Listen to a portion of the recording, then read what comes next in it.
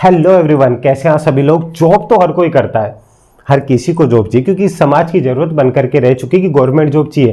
लेकिन क्या वैसी जॉब चाहिए आपको? कहीं बैठे रहो, बस महीने वाले दिन सैलरी आ जाए, खा पी के ऐश करके बस बैठ गए, लेकिन जिंदगी का कोई जुनून ही नहीं, कोई एडवेंचर ही नहीं, कुछ भी नहीं है।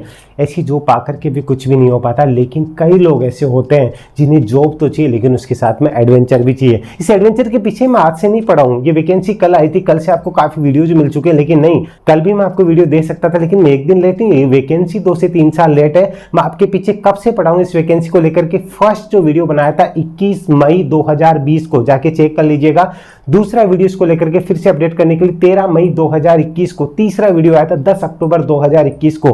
पूरी प्लेलिस्ट दे रखी है, जाकर के चेक कर लीजिएगा पूरी डिटेल। जो अब चेंजेस हुए ना, जो चीजें आपको कल बताई जा रही है ना इस वैकेंसी को लेकर के, आज से 2 से 3 साल पहले से आपको बताता आ रहा हूं कि बेटा तैयार हो जाओ। हाँ, इसमें चेंजेस क्या हुए? एक तो फीस में कितना, पहले मैं 50 रुपए बताया था क्योंकि उस टाइम पे 50 रुपए रखते थे, अब कितनी हो गई? 500 रुपए, ये भी बताने वाला हूँ। पोस्ट कितनी इंक्रीज होकर के आई? मैंने 1044 पोस्ट बताई थी। कब बताई थी? ये 2020 और 21 के अंदर बताई थी। ये वैकेंसी कब आ रही? 22 के एंड के अंदर आई, तो जुड़ करके आ रही है। हालांकि ये पोस्ट और भी कितनी बढ़ेगी सब कुछ बताने वाला हूँ। एडवेंचर वाली जॉब, एक बात और सुन लीजिएगा, आपको सब कुछ बता चुके हैं। ये फॉर्म आपको अप्लाई करना, इतनी एज है, ये है। किसी ने ये बताया कि IB सिक्योरिटी असिस्टेंट की पोस्ट लेने के बाद में आपको क्या फायदा हो सकता है? सिक्योरिटी असिस्टेंट बनने के बाद में अगर आप ACIU बनना चाहते हैं तो उसके लिए आपको क्या फायदा होगा, कितने समय बाद आप बन सकते हैं? इसके लिए ACIU बनने के लिए आपको इसी पोस्ट के साथ क्या करना होगा, ACIU भी बता दिया होगा। उसके बारे में नहीं पता है तो वो भी बताऊंगा। अगर आप ग्रेजुएट हैं तो इसके लिए फायदेमंद है। इसी के साथ में ग्रेजुएट नहीं है फिर भी क्या ACIU बन सकते हैं, वो भी आपको बताने वाला हूं। इसी के साथ में आपको किसी ने ये नहीं बताया होगा कि रो, क्योंकि सबका बाप कौन होता है? इंटेलिजेंस ब्यूरो के भी ऊपर कौन होता है? रो। आपने सुना होगा कि रो क्या है इंडिया के लिए। रो के बारे में बताने वाला हूं कि रो क्या होता है। रो में आप IB के थ्रू कैसे जा सकते हैं। रो कभी भी किसी भी कैंडिडेट को डायरेक्टली रिक्रूट नहीं करता है, तो उनका चयन कैसा होता है। ये कि छोटी सी पोस्ट है, क्या यहाँ से आप वहां तक पहुंच सकते हो? इन चीजों को जानने के लिए वीडियो तो एंड तक देखना होगा। और एक और चीज आपको बता दूं, आप मुझसे क्यों जुड़े, ये सवाल आएगा क्योंकि यूट्यूब पे काफी वीडियोज हैं। उसके लिए आपको किसी भी इंसान का इतिहास जानना जरूरी होगा कि ये चीजें कोई इंसान कितने साल से आपके साथ जुड़ा हुआ है, कितना समझाने की कोशिश कर रहा है इस वैकेंसी को लेकर, कि कितना डेडिकेटेड है। इसके लिए मैंने एक प्लेलिस्ट बना रखी है, ऊपर भी लिंक हो रहा होगा और वीडियो के एंड के अंदर भी आपको स्क्रीन के ऊपर इसकी पूरी प्लेलिस्ट का लिंक मिल जाएगा। वहां जाकर के चेक जरूर कर लीजिएगा। उसके बाद आप डिसाइड कीजिएगा कि आपको किसके साथ जुड़ना है। कोई दिक्कत नहीं, सब कुछ है, लेकिन बस आपको जॉब लेना है, ये जरूर ध्यान रखिएगा। देखिए, पॉइंट टू पॉइंट बात करता हूँ। IB सिक्योरिटी असिस्टेंट, ये वैकेंसी हमेशा अलग से आती है। इस बार इसमें कुछ ऐड किया गया, वो क्या है? MTS multitasking staff. कितनी पोस्ट है सब कुछ शॉर्टकट में बताने वाला हूँ। उसके बाद में जो इंपॉर्टेंट चीजें जो किसी ने नहीं बताई उसके बारे में बात करता हूँ। इंटेलिजेंस ब्यूरो, ये खुफिया विभाग है, ठीक है, खुफिया विभाग। इसके बारे में ज्यादा डिटेल के लिए मैं आपको अलग अलग वीडियो से रूबरू करवाऊंगा कि इसका काम क्या होता है, वर्क प्रोफाइल क्या होती है, इसमें आपको प्रमोशन कैसे मिलता है, सारी चीजें। इसके लिए प्लेलिस्ट मैं आपको पहले बता चुका हूँ। अगर आपको पुरानी वाली प्लेलिस्ट देखनी वो एक बार देख लीजिए, जिससे आपका एक ट्रस्ट बिल्ड होगा। उसके बाद में आपकी डिमांड के ऊपर सारे वीडियो जो आपको मिलेंगे, इसके लिए पढ़ना कैसे, क्या कुछ होगा, वो सब कुछ मिलेगा। अभी समझ लीजिएगा, IB इंटेलिजेंस ब्यूरो खुफिया विभाग, ठीक है। इसके बाद में ये जो पार्ट आता है, ये आता है रो तक पहुंचते हैं हम। इसके बारे में बताऊंगा कि आप रो तक कैसे पहुंच सकते हैं, लेकिन पहले ये डिटेल वीडियो इसको जरूर देख लीजिएगा। उसके लिए अलग से वीडियो आएगा, इसके लिए चैनल को सब्सक्राइब जरूर कर लीजिएगा। अब ध्यान दीजिएगा, इसके लिए क्या क्वालिफिकेशन होती है? आपको सिर्फ 10th पास होना जरूरी होता है। अब बोलेंगे सर मेरे तो सप्लीमेंट्री आई थी, सर मेरे इतने ही मार्क्स है, इतने ही कुछ है, बस आप पास है ना तो आप अप्लाई कर सकते हो, इतना से समझ लीजिएगा, ठीक है। अब दूसरी बात पे आते हैं, सर इसके साथ में और भी कुछ चाहिए कि नहीं? सिर्फ आप अगर 10th पास है तो इसके लिए आप अप्लाई कर सकते हैं दोनों पोस्ट के लिए। दोनों कौन सी? एक तो आपकी जो सिक्योरिटी असिस्टेंट है, या फिर इसे आप एग्जीक्यूटिव भी कह सकते हैं, और दूसरी पोस्ट आपकी मल्टीटास्किंग स्टाफ, ठीक है। इन दोनों को समझ लीजिएगा। एक और पॉइंट आता है, सर हम दोनों के लिए एक साथ अप्लाई कर सकते हैं कि अलग अलग अप्लाई करने की जरूरत है कि नहीं?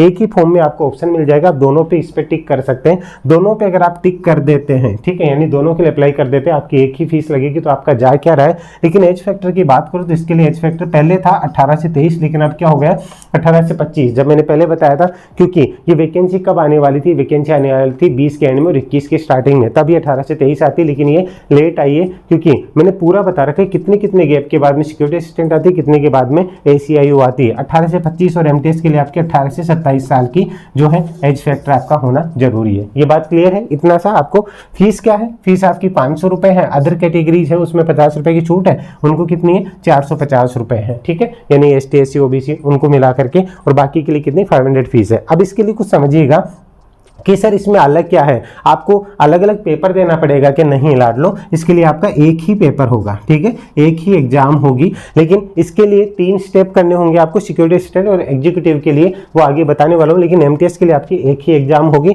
यानी कि ये एग्जाम होने के बाद में अगर आपके अच्छे मार्क्स आते हैं तो आप सिक्योरिटी असिस्टेंट यानी कि एग्जीक्यूटिव के लिए सिलेक्टेड माने जाएंगे। अगर आप इसके अंदर सिलेक्ट हो जाते हैं तो इसको कौन ज्वाइन करेगा, कोई नहीं करेगा ना, लेकिन इसमें नहीं होते, आपके मार्क्स इसके अकॉर्डिंग आते हैं तो ऑटोमेटिकली आप MTS के लिए चूज कर लिए जाएंगे। समझ में आ गया होगा, ठीक है। अब समझिएगा इस बात को, सिक्योरिटी एग्जीक्यूटिव के लिए अगर आप जाते हैं, इसके लिए सेक्टर क्या 18 से 25 साल, अगर आप OBC कैंडिडेट हैं तो आपको कितनी 3 साल की छूट मिलेगी, ST SC कैंडिडेट हैं अगर आप तो आपको 5 साल की छूट मिलेगी, एक्स सर्विसमैन को जो कोटा मिलता है उसी हिसाब से मिलता रहेगा। ये वैकेंसी कौन कंडक्ट करवाता है ये मैं आपको बता दूं, इसके लिए MHA ministry of home affairs यानी कि गृह मंत्रालय, इसकी वेबसाइट क्या होती है mha.nic.in, ठीक है, इसको आराम से आप ऑफिशियली भी विजिट करके चेक कर सकते हैं, इसको लेकर के जो भी चीजें होती है। अब एक और चीज आती है, इसको लेकर के बहुत से सवाल मन में आ रहे हैं, सर इसके लिए हम अप्लाई कहां से करें, अलग अलग जगह से आपको पोस्ट देखने को मिल रही है, लेकिन उससे पहले मैं आगे जाऊं, इससे पहले 1671 टोटल पोस्ट है, ठीक है, इसको समझ लीजिएगा, 1671 टोटल पोस्ट है, इसमें से 150 जो पोस्ट है ना वो किसके लिए, MTS के लिए, इसी के साथ में 1521 जो पोस्ट है ना वो किसके लिए, सिक्योरिटी असिस्टेंट के लिए। तो टोटल कितनी होती है 1671 पोस्ट है। सर क्या इतनी रहेगी, आपको क्या मतलब, आपको तो एक पोस्ट चाहिए ना, लेकिन हाँ ये है कि पोस्ट 2000 तक जा सकती है, इतना बता रहा हूँ जा सकती है, लेकिन अभी आपको इतना लेकर के चलना है। तो मुस्कुराते रहिए, प्रोमेसर के साथ एक प्यारी सी स्माइल साथ में रखिएगा। इतना समझ में आ गया। अब पॉइंट आता है, सर क्या हम जिस स्टेट में रहते हैं क्या उसी के लिए अप्लाई कर सकते हैं, क्या ऐसा जरूरी है कि हमारी जॉब सिर्फ वहीं पे लगेगी, क्योंकि फॉर्म में क्लियरली मेंशन किया हुआ है कि आप जहां से भी अप्लाई कर रहे हैं, ध्यान से सुन लीजिएगा इस बात को, बहुत ज्यादा मैंडेटरी है ये, आप जहां से भी जिस भी स्टेट के लिए अप्लाई कर रहे हैं वहां की आपको लोकल लैंग्वेज आना जरूरी है।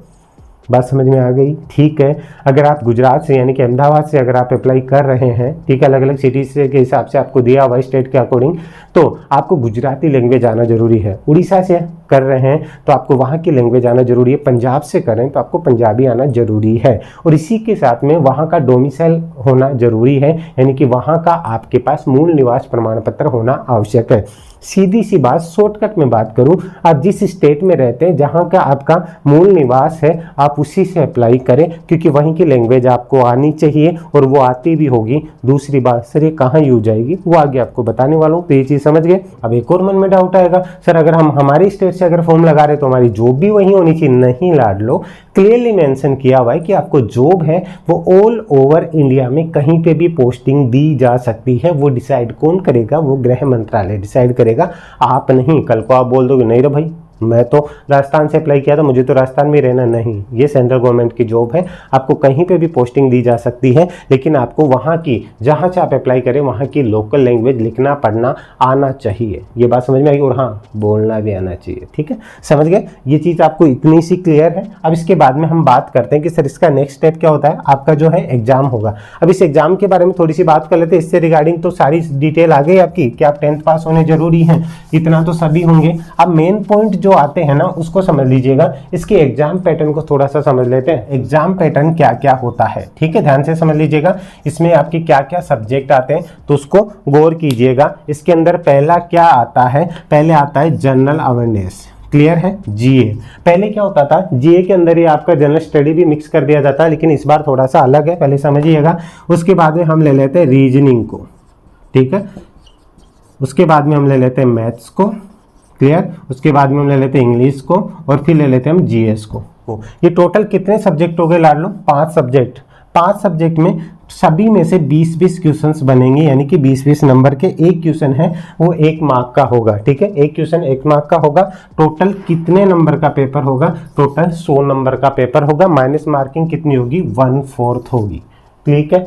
क्लियर है ये चीज? इसमें माइनस मार्किंग कितनी होगी? 1/4 होगी। अब यहाँ पे इस चीज को समझ लीजिएगा, इसको कैसे कवर करके चलना है आपको। ये जो एमटीएस के लिए सिर्फ आपकी यही एग्जाम होगी, इसके अलावा कोई एग्जाम नहीं होगी। लेकिन जो एग्जीक्यूटिव है यानी कि जो आपका सिक्योरिटी असिस्टेंट, इसके लिए ये एग्जाम तो होगी। लेकिन इससे पहले रुक जाइए, एक बात को समझ लीजिएगा, हम इसको कहाँ से पढ़ करके चले। इसके लिए पहले मैं आपको बता दूं, इसके लिए अलग से मैं एक बेस्ट बुक का वीडियो बनाऊंगा, उसमें मैं पूरी डिटेल से बताऊंगा। लेकिन मैं आपको एक चीज बता दूं, मैं उतनी ही चीज के लिए हाँ करता हूं जितनी चीज मेरे बस में होती है, जो मैं खुद करता हूं। बाकी चीजों में हाथ नहीं डालता। जनरल अवेयरनेस 20 नंबर, ठीक है, इसी के साथ में आपका जीएस 20 नंबर और रीजनिंग, यानी कि इसमें से 60 नंबर की गारंटी आपकी मैं ले सकता हूं, जो चीजें मैं आपको प्रोवाइड करवाऊंगा। ठीक है, जनरल अवेयरनेस, अगर आप मेरे ओल्ड स्टूडेंट हैं, अगर आपने रेलवे की भी तैयारी की, एसएससी की भी, और आप जुड़े हुए, तो आपको अच्छे से पता होगा। इसी के साथ में आपका जनरल स्टडी से रिलेटेड क्या क्या चीजें इंपॉर्टेंट है, कहाँ से क्या पढ़ना है, इसी के साथ में रीजनिंग स्पेशलिस्ट, ठीक है, इससे रिलेटेड आपको सारी की सारी हेल्प होगी। जो ऑलरेडी इससे रिलेटेड जो स्टडी मटेरियल है वो ऑलरेडी ऐप के ऊपर अवेलेबल है। जल्द ही इसके लिए प्रॉपर इन तीनों सब्जेक्ट को लेकर के आपको अलग से कॉम्बो पैक भी अवेलेबल हो जाएगा। अभी आप इनके लिए है वो ये जो कोर्सेज हैं अलग अलग भी आपके लिए अवेलेबल है, आकर के एक बार चेक जरूर कर लीजिएगा, क्योंकि तैयारी अभी से करना स्टार्ट करना है। टोटल 100 नंबर का पेपर होगा। ये बात समझ में आ गई आपको? ठीक है, अब पॉइंट पे हम चलते हैं। अब एक और पॉइंट आता है, सर इतना कुछ स्टडी मटेरियल हम आपसे क्यों पढ़ें? इस चीज़ के लिए मैंने पहले भी कहा है कि आप पहले पूरा हिस्ट्री चेक कीजिए कि आपको किस पे ट्रस्ट करना चाहिए, किस पे नहीं। और अगर आपको भीड़ में शामिल होना है वो आपकी मर्जी, मेरा काम है सिर्फ आपको रास्ता दिखाना। ये एग्जाम क्वालिफाई होने के बाद में इसकी कट ऑफ वगैरह क्या जाती है वो आईबी कभी भी क्लियरली मेंशन नहीं करता है कि इसकी कट ऑफ वगैरह क्या जाती है। वो एक अलग खुफिया विभाग की तरह ही ये सब कुछ खुफिया रखा जाता है। दूसरे सेकेंड पार्ट के ऊपर आते हैं। ये एग्जाम क्वालिफाई होने के बाद में आपका डिस्क्रिप्टिव टाइप का पेपर होता है, ठीक है, वो पेपर होता है आपका ऑफलाइन। उसके अंदर क्या होता है, आपको एक 500 वर्ड्स का, ठीक है, 500 वर्ड्स का आपको एक पैसेज मिलेगा। क्लियर है? 500 वर्ड्स का आपको एक पैसेज मिलेगा। इस पैसेज को आपको ट्रांसलेट करना होता है, ठीक है, जिस लैंग्वेज से आपने जिस स्टेट से फॉर्म लगाया है उसमें आपको ट्रांसलेट करना होता है। ये कितने नंबर का होता है? ये 40 नंबर का पेपर होता है। ध्यान से समझ लीजिएगा। इसमें कितने मार्क्स लाने जरूरी होते हैं वो भी बताऊंगा। ये सेकेंड स्टेज होगी। अब थर्ड स्टेज जो होती है उसके अंदर क्या होता है, आपका एक इंटरव्यू होता है, ठीक है, एक इंटरव्यू होता है, यानी कि स्किल टेस्ट अगर अपन कह सकते हैं एक तरीके से इसको पीडी कह सकते हैं, कि पर्सनालिटी डेवलपमेंट से रिलेटेड ये चीज़ें, या इसमें देखा जाता है कि वो बंदा इससे रिलेटेड होनहार है या नहीं है। ये कितने मार्क्स का होता है? ये 10 मार्क्स का होता है। टोटल कितने हो गए? 50 मार्क्स हो गए। क्या इसमें कितने नंबर, क्या इसमें पूरे के पूरे नंबर लाना जरूरी है? नहीं, इसमें मिनिमम आपको 20 नंबर क्वालिफाइंग नेचर के लाने जरूरी है, यानी ये क्वालिफाइंग है। इसमें से 50 में से बस आपके 20 मार्क्स आ जाने चाहिए और कोई मतलब नहीं है। लेकिन इससे ज्यादा लेके आओगे तो बहुत अच्छी बात है, कहीं आप 20 का ही सोच के चलोगे तो कई बार वो भी नहीं आते। ये बहुत जरूरी है। अगर आप ये क्वालिफाई नहीं करते हो तो ये आपके कोई मतलब का नहीं रहेगा। तो उम्मीद है इतना सा तो आपको समझ में आ गया होगा। ठीक है, अब ये जॉब है, आपको कहाँ कहाँ जॉब मिल सकती है, किस हिसाब से आपको सैलरी मिलती है, पहले मैं आपको बता दूं। इसकी जो सैलरी होती है स्टार्टिंग 21,900 से स्टार्टिंग होगी 69,100 रुपए तक, यानी कि ओवरऑल अगर बात करें टीएडीए मिला करके आपका राउंड फिगर में 70,000 समथिंग आपकी सैलरी जाती है। एक और चीज सुन लीजिएगा, ये इतनी सैलरी किस हिसाब से है, आपकी पोस्टिंग जिस एरिया में होती है ना, आपके टीएडी अलाउंस से जो होते हैं ना उसी के अकॉर्डिंग होते हैं। अगर आपको ग्रामीण एरिया में जाते हैं, ये 21 से 69 का मतलब क्या है, आप अगर ग्रामीण एरिया में लगते हैं तो आपको टीएडी उसी के अकॉर्डिंग मिलते हैं। आप किसी ऐसे हाई सिक्योरिटीड एरिया में लगते हैं जहाँ पे ज़्यादा रिस्की एरिया है, वहाँ के टीएडी अलाउंसेस होते हैं वो अलग अलग होते हैं। वो सब कुछ मैं आपको डिटेल से अलग से बता दूंगा। डिमांड आपकी है और यहाँ पे सेवा मेरी है, तो बता पूछना तो आपको होगा ना। जो इंटरेस्टेड कैंडिडेट होंगे ना, जिनको अंदर जाना है, जॉब प्रोफाइल जानना है और मजे लेने के लिए फॉर्म लगाना है, तो एक अलग बात है, सिंपल सी बात है। तो ये चीज़ समझ लीजिएगा, आपको पूरा का पूरा अप्लाई करके चलना है। इसके लिए करंट अफेयर मेन है, आप ये मत समझिएगा कि पूरा है। यहाँ पे 20 नंबर की जो क्वेश्चन है ना वो जनरल अवेयरनेस से ही बनेंगे, और आप अलग अलग जगह जाकर के भटकोगे ना अलग अलग बुक्स में, आपको एक जगह पे पूरी चीज़ों का निचोड़ मिल जाएगा। जनरल अवेयरनेस, ठीक है, रीजनिंग आपको एक एक चीज़ बारीकी से हैंड रिटन नोट्स मिलेंगे, और इसकी वीडियो क्लासेज भी आपको अलग से भी कोर्स अवेलेबल है। और इसी तरीके से जीएस भी आपको पूरा का पूरा, मैं पूरी क्लास की बात नहीं करूँ, इससे रिलेटेड इंपॉर्टेंट नोट्स है, हैंड रिटन नोट्स कोर्स है वो आपको मिलेंगे। तो सब कुछ आपको मेस शर्मा एकेडमी के ऊपर अवेलेबल है। इससे रिलेटेड आपकी जॉब प्रोफाइल, आप आईबी सिक्योरिटी असिस्टेंट से ACIO तक कैसे पहुंच सकते हैं, ACIO से फिर प्रमोशन कहाँ तक होता है, उसके बाद में आप रो तक कैसे पहुंच सकते हो, उसके लिए एक अलग से डिटेल वीडियो आएगा। उसके लिए आपका प्यार यहाँ पे दिखना चाहिए, कितना डेडिकेटेड है अपनी जॉब को लेकर के, अपने सपने को लेकर के, वो यहाँ दिखना चाहिए।